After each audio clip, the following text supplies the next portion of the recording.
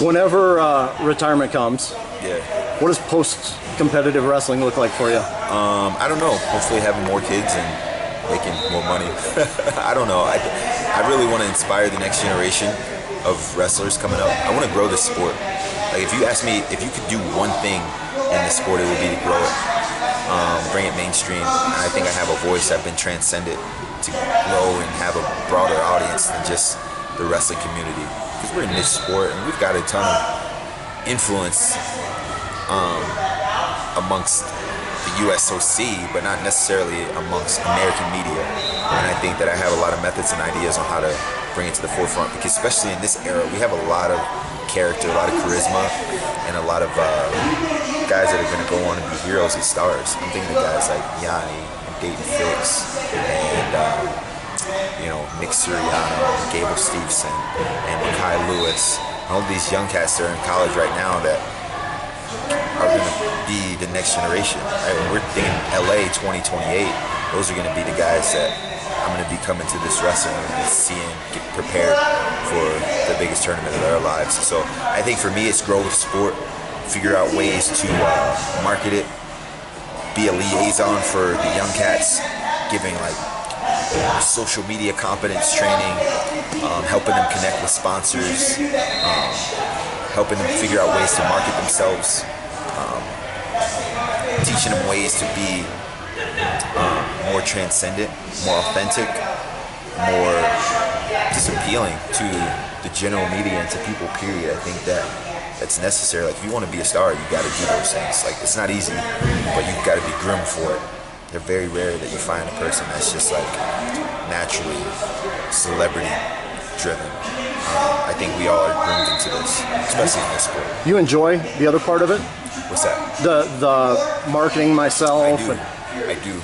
I was an advertising major in college, actually, early on in my college career.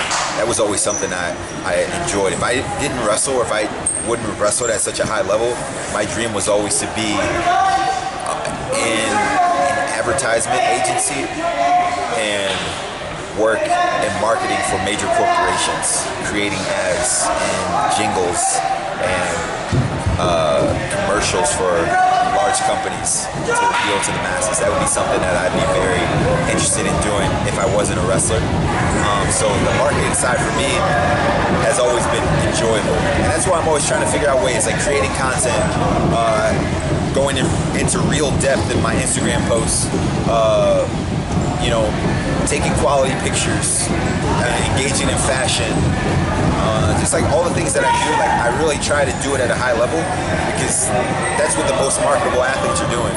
And I don't have a professional photographer, right? I don't have access that these guys have. So everything that I do, I have to really do it on my own accord and on my own dime. But it's worth it, because ultimately I've got 550,000 followers on Instagram, and I think the nearest wrestler is Kyle Snyder, and he's got like 258, so I'm almost 300,000 followers in front of the nearest athlete here in this wrestling community. So I think it's important. It's important that guys figure out ways to do it, because ultimately it's not necessarily like for self. Like, I'm not trying to show everyone how cool I am. I'm just trying to provide opportunities for myself and my family. And that means sponsors. And like, one of the things I've noticed about sponsors is the first thing they do is look at your social media page, and they want to see who you are, what you represent, what type of stuff that you post, what you think is funny, what are you retweeting, how many followers do you have. All of those things are really important. So you have to grow your brand if you really want to do this at a high level, because I want to win, of course, but if you win a world championship, you only get $50,000. I don't have $50,000 ain't enough to raise a family. Let's tell you that much. My wife has some high taste, so she's gonna kill me when she sees this. But I think you have to figure out ways to generate revenue in other avenues, and I think social media is one of them. So, being the ambassador for 9 years, you haven't stuck your foot in your mouth that I can remember. How have you done that? How have you not messed up? Yeah, I mean, I try to be politically correct and diplomatic, because I understand as an ambassador, people are going to be scrutinizing everything that you said. And so I live my life under a microscope, and I understand that. So everything that I say, post, every interview that I do, I can't really necessarily rehearse them because I don't know the questions in advance, but I have a pretty good grasp of understanding of what I believe in and what is offensive. And I've got a good wife at home that keeps me grounded. And I just know that I want to be the epitome and the embodiment of what it means to be a professional, like a consummate professional in this sport.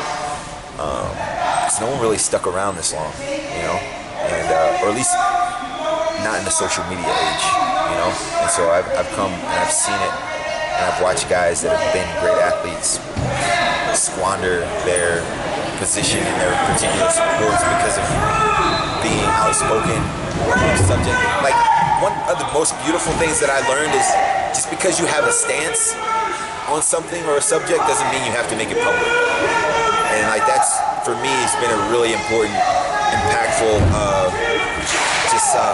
perspective that I live by. Just because you have a stance doesn't mean everyone needs to know about it.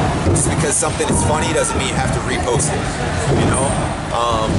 So it's just those things. I have opinions. I have things that I stand for, things that I believe in. But I have people that I dislike. And I have people that dislike me, but I think that there's a forum for all of those things to be addressed and handled. And it's not on social media, and it's not in interviews. You seem to enjoy this, the interview stuff, the dealing with the media. I mean, some people probably look at it as a necessary evil. You seem to really enjoy it. There are other people that, you know, maybe look at it as getting a root canal, but yeah, I mean, it's good. It's good. I try to take it all in because I'm thankful for the opportunity that I've been given, and who else is going to do it, you know? And I say this humbly, but I'm the guy. You know, I'm the guy, and I've done it for such a long time, and I really don't think there's a representative in this sport that's as savvy as me when it comes to dealing with the media and marketing and branding. But we've got some pretty special individuals. Kyle Snyder is an amazing man. David Taylor's great. Kyle Dake is great. Yanni Diakomahalis is great. Zane Rutherford is great. But I think that I want to show these guys, because like, everyone wants money, everyone wants to like transcend the sport and grow it, but people aren't willing to put the work in. It's like, how do you grow the sport if you're not willing to talk and do interviews and extend yourself and like put yourself out there? It's necessary. I've done a lot of things that have been time consuming and strenuous and not always been the most fun, but if they create an impact and generate buzz and align with what you believe in, sometimes you got to do it for the greater good, and it's going to help you indirectly because of helping the sport. And I think that being thrust in this position back in 2011, I embraced it wholeheartedly, and I wanted to make sure that I was a good representative of this, because, and I say this respectfully, but like, I'm black, you know, I'm a black man in a predominantly Caucasian sport, and there are not a lot of kids, like, look around this room, there are not a lot of people that look like me in here, or around the country. And I think that being in this position that I'm in, I've had to operate very graciously, because it'd be easy for the things that I say and the way that I move to be misconstrued or misinterpreted by people in the sport. And so it's a blessing not only to transcend race and to appeal to all cultures, but also to represent my own. And so if you're black, you play basketball, you play football, you don't wrestle. Growing up in an urban community, that's something that I saw often. So for me to be in this position, I'm like, okay, listen, you can do amazing things, you can be great, travel the world, go to college for free, meet incredible people, network, and have a great living in this sport. And that transcends race, but particularly in urban cultures and impoverished areas, that's powerful.